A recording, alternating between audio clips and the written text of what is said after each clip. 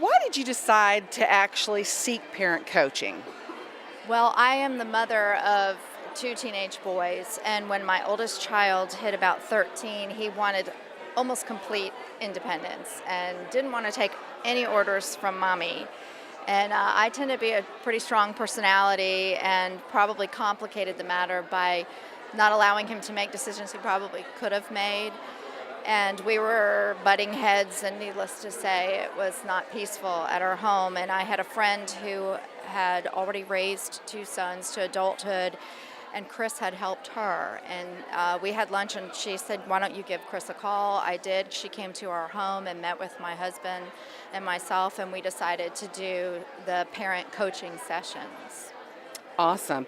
What were the sessions like? Did she give you a lot of advice or how did they go? Well, they were extremely comfortable for us because she came to our home, and Chris is very loving and nurturing and very inviting. So immediately we connected.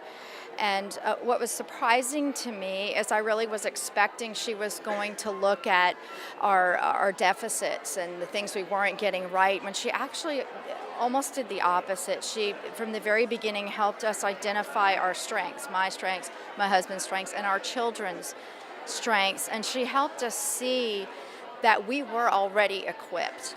And she held us accountable to use the things that we already had to be successful in the circumstances that were facing us. And she did that in a very loving way where I looked forward to every session, because it wasn't just like a good friend was coming over to help. It was really more like a beloved family member was coming to share her wisdom and guide us to be successful as well. That's awesome. I'm sure it was really comfortable in that scenario for sure.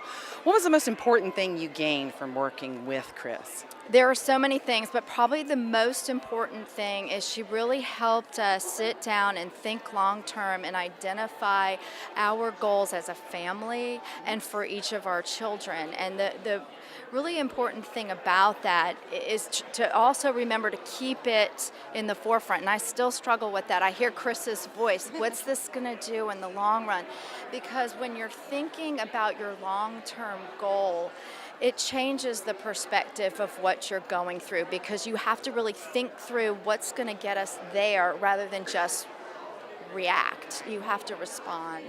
And we're Christians, and as Christians, not only do we want to see our children become successful members of society, but we want to see them in glory. And when you keep that as the mindset, dealing with the bad grade on the algebra test takes a different tone.